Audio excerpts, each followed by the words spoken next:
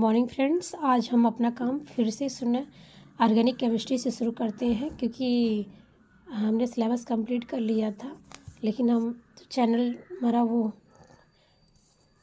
हट गया किसी कारणवश।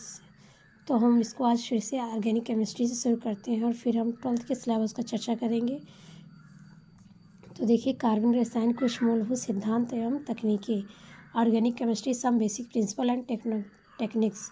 तो देखिए, कार्बनिक यौगिकों का वर्गीकरण और नामकरण। पहले हम देखेंगे कार्बनिक यौगिकों का वर्गीकरण क्यों किया गया, उनका नामकरण। तो देखिए, classification and nomenclature of organic compounds.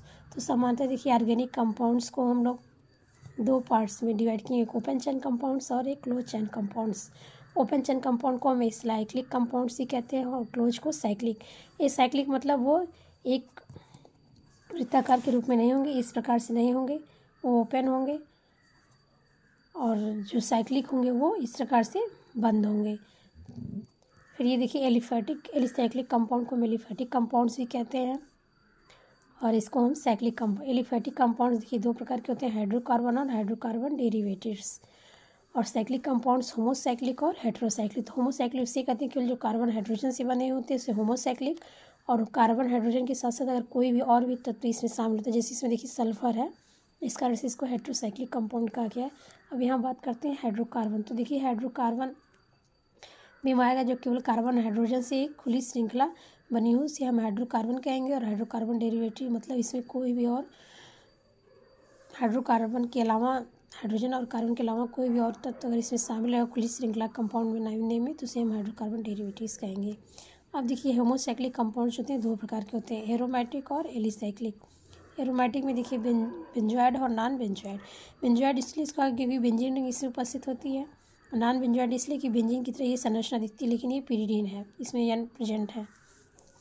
और एलिसाइक्लिक, तो एलिसाइक्लिक मतलब वही से बता रहे थे कि केवल कार्बन हाइड्रोजन के द्वारा एक बंधे हों, तो इसको हम एलिसाइक्लिक कहेंगे। तो इस प्रकार से हम पहले कार्बन परमाणु का वर्गीकरण देखते हैं कि मतलब किस कार्बन पे प्राइमरी कार्बन और किस कार्बन पे सेकेंडरी कार्बन है। ये कार्बन परमाणु के वर्गीकरण के अंतर्गत हम देखे हैं। तो देखिए, जो पहला कार्बन परमाणु होगा, जैसे यहाँ एग्जाम्पल के रूप में देखते हैं, इस कार्बन से एक कार्बन परमाणु जुड़ा थी, इस पे प्राइमरी कार्बन, और इस कार्बन से देखिए 3 कार्बन जुड़े हैं, एक कार्बन इधर, एक कार्बन इधर और एक कार्बन इधर, इसलिए इसका नाम टर्शियरी। और इसका भी प्राइमरी केवल एक कार्बन जुड़ा, यहाँ पे 4 डिग्री कार्बन इसलिए क्योंकि 4 कार्बन जुड़े, एक कार्बन यहाँ पे, एक कार्बन यहाँ पे, एक कार्बन पे यहाँ। इस प्रकार से मतलब अगर कोई इसी कार्बन से एक कार्बन केवल जुड़ा हो तो प्राइमरी कार्बन, अगर 2 जुड़े होंगे तो सेकेंडरी कार्बन, जैसे इस कार्बन को देख लीजिए, और 3 जुड़े होंगे तो 3rd डिग्री, और 4 जुड़े होंगे तो 4th डिग्री। यही पूरे वर्ग परिभाषा के रूप में आपको बताया गया है यहाँ पे।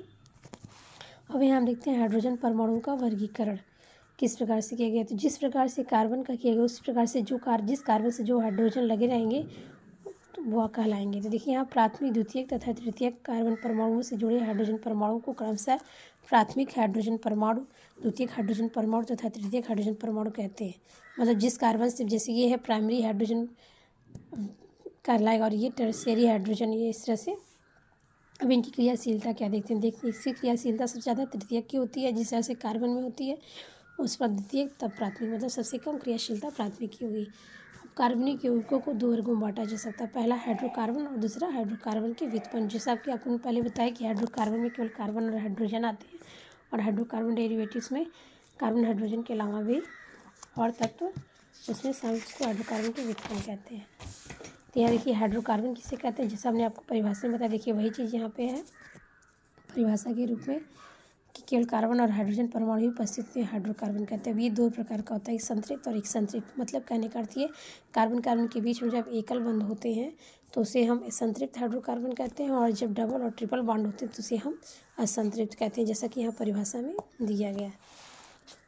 अब यहाँ हम हाइड्रोकार्बन की व्युत्पन्न देखते हैं। तो देखिए, हाइड्रोकार्बन की व्युत्पन्न क्या है, उसमें भी बताया गया कि वे हाइड्रोकार्बन जिनमें क्रियात्मक समूह द्वारा किसी हाइड्रोकार्बन के एक हाइड्रोजन परमाणु को विस्थापन से बनता है। तो यहाँ कार्बनिक यौगिक, कार्बनिक भाग और प्लस क्रियात्मक समूह। अब कार्बनिक भाग क्या होता है देखते हैं। तो कार्बनिक भाग देखिए वो होता है जैसे जब किसी हाइड्रोकार्बन से एक हाइड्रोजन परमाणु को निकाल देते हैं तो वो मूलक रूप ले लेता है, और इस भाग को कार्बनिक भाग कहते हैं। और जैसे एग्जाम्पल के रूप में यहाँ एल्केन से हमने हाइड्रोजन को निकाला तो एल्किल रेडिकल, और इसी प्रकार से एल्कीन से निकाला तो एल्कीनिल, और एल्काइन से निकाला तो एल्केनाइल। इस प्रकार से ये बना। तो एल रेडिकल में जब फंक्शनल ग्रुप जोड़ देते हैं वो कार्बनिक भाग कहलाता है, ये कार्बनिक यौगिक। अब यहाँ देखते हैं समझाती श्रेणी किसे कहते हैं। तो देखिए समझाती श्रेणी उसे कहते हैं जैसे कार्बनिक यौगिक की ऐसी श्रेणी जिसके क्रमागत दो सदस्यों के मध्य केवल CH2 का ही अंतर हो तथा उनमें क्रियात्मक समूह समान हो तो कार्बनिक यौगिकों की ऐसी श्रेणी समझाती श्रेणी कहती है, जैसे यहाँ एल्किल क्लोराइड की समझाती श्रेणी। अब यहाँ देखिए ये में CH यहाँ कार्बन की संख्या 1 2 3 इस तरह से हमने बढ़ाया, लेकिन ये जो क्रियात्मक समूह देखिए सभी में क्लोरीन ग्रुप है और दोनों में अगर अंतर देखा जाए तो CH2 का, और फिर इन दोनों में भी देखा जाए तो CH2 का इस प्रकार से सभी। तो ये समझाती श्रेणी का इनकी विशेषताएं क्या होती है अब देखते हैं। समझाती श्रेणी के सदस्यों को एक समान सूत्र द्वारा प्रदर्शित किया जा सकता है। समझाती श्रेणी के सदस्यों को एक समान विधि द्वारा बनाया जा सकता है। फिर थर्ड क्या है, समझाती श्रेणी के सदस्यों में क्रियात्मक समूह समान होने का उनके रासायनिक गुणों में भी देखिए जब फंक्शनल ग्रुप समान होगा तो उसके रासायनिक गुण भी समान होंगे, लेकिन उसके भौतिक गुण भिन्न होंगे। इस श्रेणी के सदस्यों के भौतिक गुण भिन्नता है क्योंकि यहाँ कार्बन की संख्या क्या है, घटते जा रही है। इस कारण से इसके भौतिक गुण डिफरेंट होंगे लेकिन इसके रासायनिक गुण समान होंगे। सभी में क्लोरीन ग्रुप है, इन्हीं के द्वारा इनकी रासायनिक प्रॉपर्टी तय की जाएगी। तो आज यहीं तक। अगर हमारा पढ़ाई हुआ आप लोग को समझ में आता है तो हमारे चैनल को लाइक ज़्यादा से ज़्यादा शेयर करिए और सब्सक्राइब करिए। धन्यवाद।